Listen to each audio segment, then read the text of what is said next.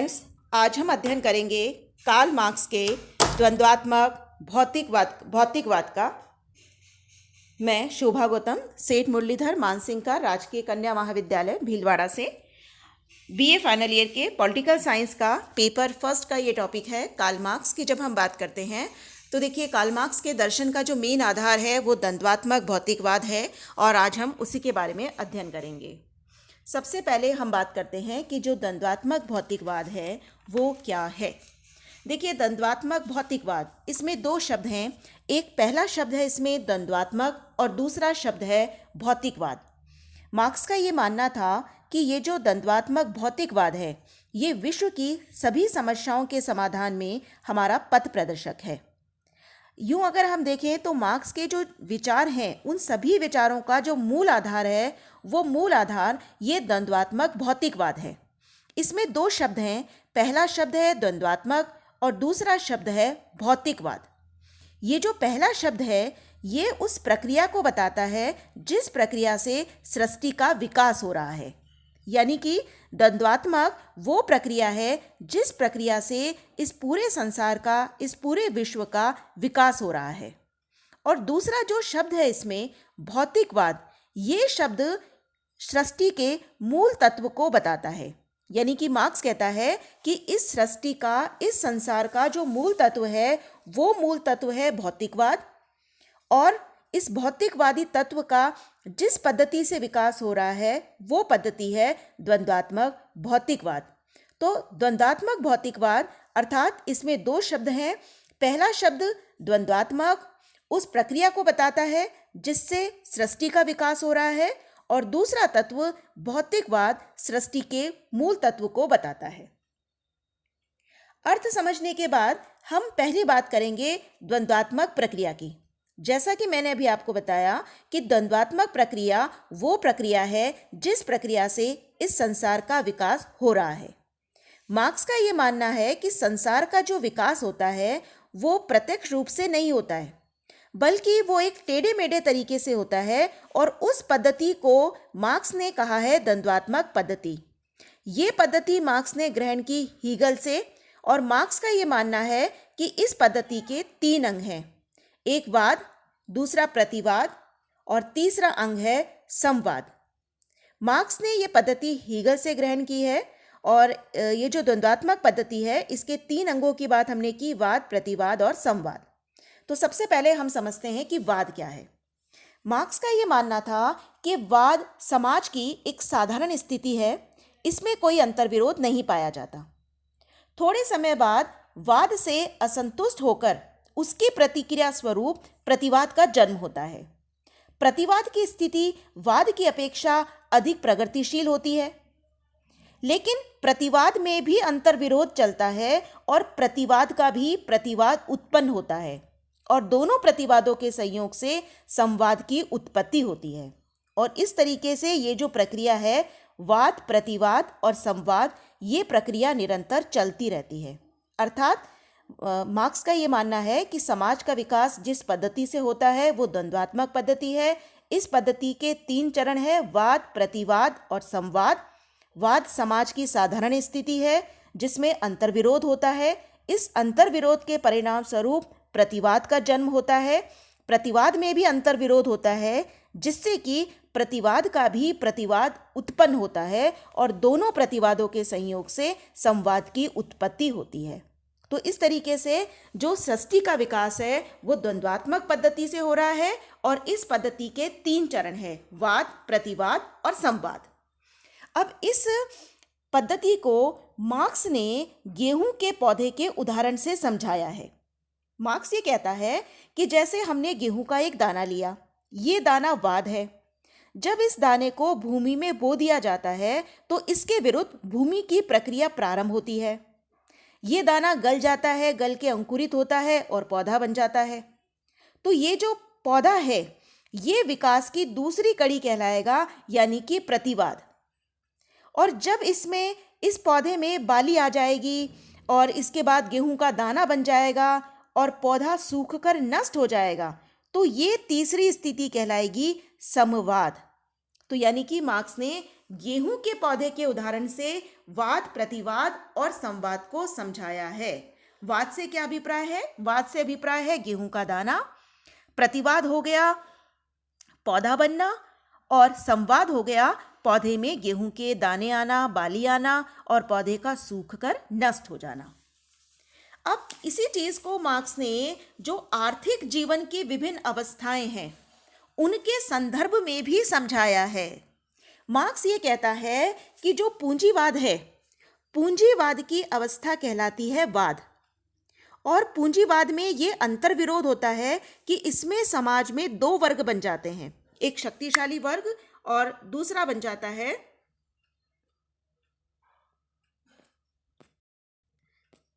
इसमें समाज में दो वर्ग बन जाते हैं। पहला बन जाता है पूंजीवादी वर्ग, इसमें जो वाद है इसमें समाज में दो कैटेगरी बन जाती है, एक शक्तिशाली वर्ग और दूसरा होता है सर्वहारा वर्ग।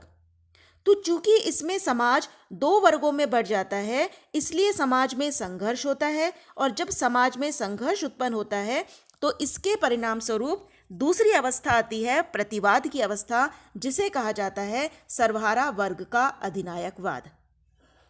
और इन दोनों अवस्थाओं के समवाद स्वरूप साम्यवाद की अवस्था आती है, जिसे कि मार्क्स ने कहा है समवाद की अवस्था। मैं फिर से रिपीट करती हूँ, मार्क्स का ये कहना है कि अगर हम आर्थिक जीवन की विभिन्न अवस्थाओं के संदर्भ में इसको समझें तो हम कहेंगे कि जो पूंजीवाद है वो वाद है, पूंजीवाद के बाद आता है सर्वहारा वर्ग का अधिनायकवाद, तो सर्वहारा वर्ग का अधिनायकवाद हो गया प्रतिवाद, और उसके बाद जो अवस्था आएगी साम्यवाद की अवस्था, वो अवस्था कहलाएगी समवाद की अवस्था। अब अगर हम देखें कि भाई हीगल और मार्क्स में क्या अंतर है, तो जैसा कि मैंने आपको बताया कि मार्क्स ने द्वंद्वात्मक प्रक्रिया को हीगल से ग्रहण किया था, लेकिन फिर भी हीगल और मार्क्स के दर्शन में बहुत अधिक अंतर है। और इस अंतर को बताते हुए स्वयं मार्क्स ये कहते हैं कि मार्क्स का ये कहना है कि मेरी द्वंद्वात्मक पद्धति न केवल हीगलवादी पद्धति से अलग है, बल्कि वो उसके बिल्कुल विपरीत है। मैंने हीगल में द्वंद्वात्मक तर्क अपने सिर के बल पर खड़ा पाया, मैंने उसे सीधा करके पैरों के बल खड़ा कर दिया। यानी कि स्वयं मार्क्स कहते हैं कि मेरी जो द्वंद्वात्मक पद्धति है वो हीगलवादी पद्धति से अलग है, और मार्क्स इसको इस तरीके से डिस्क्राइब करते हैं कि हीगल का जो दर्शन है उसमें द्वंद्वात्मक तर्क सिर के बल खड़ा है, और मैंने उसे सीधा किया और मैंने उसे पैरों के बल खड़ा किया। देखिए इससे क्या अभिप्राय है।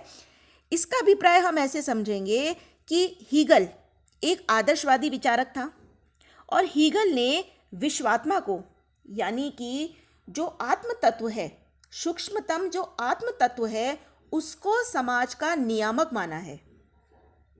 लेकिन मार्क्स ने जो आत्म तत्व है उसको काल्पनिक कहकर छोड़ दिया है। मार्क्स ने महत्व दिया है भौतिक तत्व को। मार्क्स का ये कहना था कि हम जिस चीज का प्रत्यक्ष अनुभव नहीं कर सकते उसका होना हमारे लिए नहीं होने के बराबर है।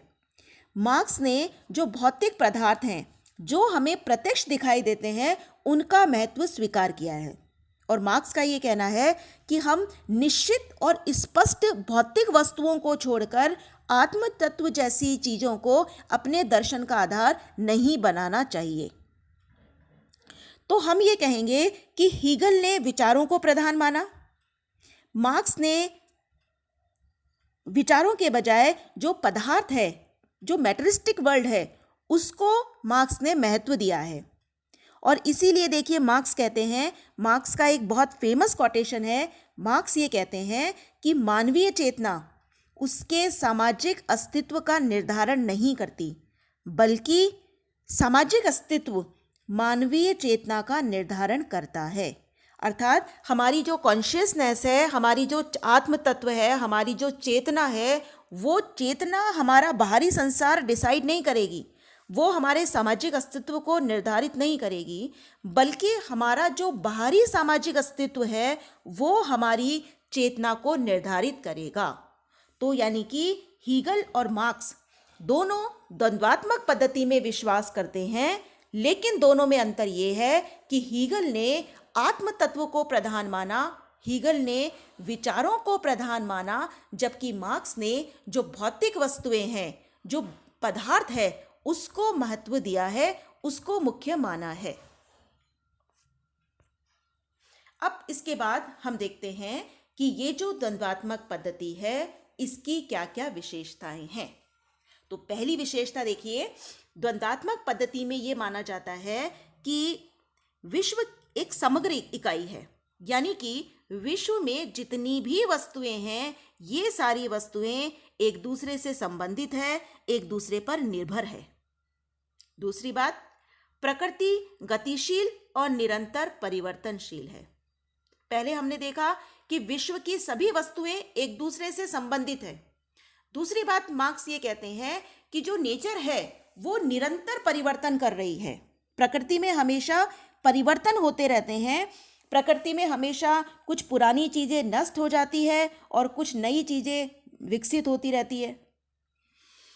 तीसरी बात, वस्तुओं में गुणात्मक परिवर्तन भी होते हैं। अब मार्क्स ये कहता है कि वस्तुओं में जो परिवर्तन हो रहे हैं वो केवल मात्रात्मक नहीं हो रहे, बल्कि वो गुणात्मक भी होते हैं। वस्तुएं हमेशा अपने पुराने गुण छोड़कर नवीन गुण ग्रहण करती रहती है। नेक्स्ट है, वस्तुओं में गुणात्मक परिवर्तन भी होते हैं। और देखिए, मार्क्स का ये भी कहना था कि ये जो गुणात्मक परिवर्तन है, ये धीरे धीरे नहीं होते, बल्कि ये शीघ्रता से और अचानक होते हैं। फिर है, गुणात्मक परिवर्तन का कारण वस्तुओं में पाया जाने वाला अंतर विरोध है। मार्क्स ये बताता है कि वस्तुओं में गुणात्मक परिवर्तन क्यों होते हैं, और इसका उत्तर मार्क्स ने दिया है द्वंद्वात्मक पद्धति के आधार पर।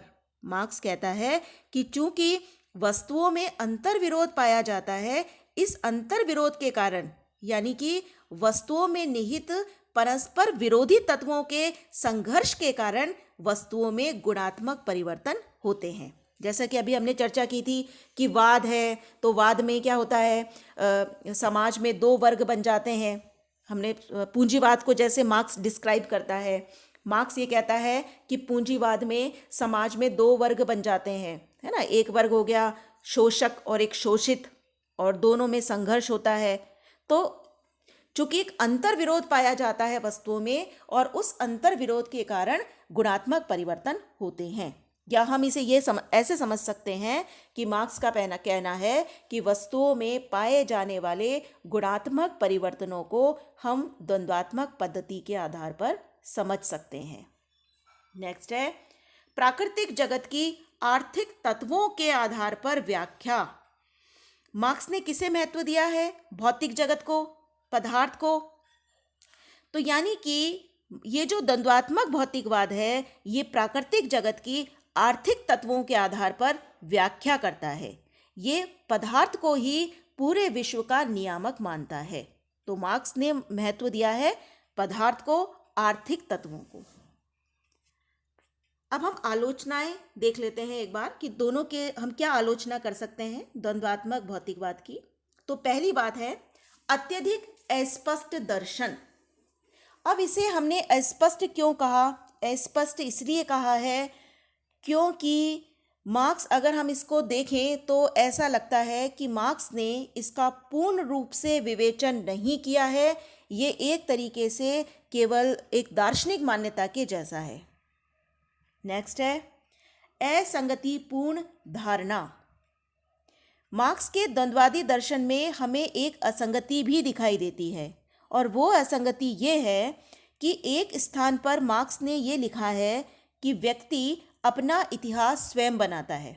एक तरफ तो मार्क्स कहता है कि व्यक्ति अपना इतिहास स्वयं बनाता है, लेकिन दूसरी तरफ मार्क्स ने द्वंद्वात्मक प्रक्रिया को अपनाते हुए वाद, प्रतिवाद और संवाद के आधार पर मानवीय इतिहास के भविष्य के विकास को निर्धारित किया है। जैसा कि हम देखते हैं कि मार्क्स ये कहता है कि पहले पूंजीवाद है, पूंजीवाद के बाद फिर सर्वहारा वर्ग का अधिनायकवाद आएगा, और उसके बाद फिर आएगा साम्यवाद। तो एक तरफ तो मार्क्स ने मानवीय इतिहास के विकास को निर्धारित कर दिया है और दूसरी तरफ मार्क्स ये कहते हैं कि व्यक्ति अपना इतिहास स्वयं बनाता है। तो कहीं ना कहीं हमें मार्क्स के दर्शन में एक असंगति दिखाई देती है। नेक्स्ट है अत्यंत भौतिकवादी दर्शन।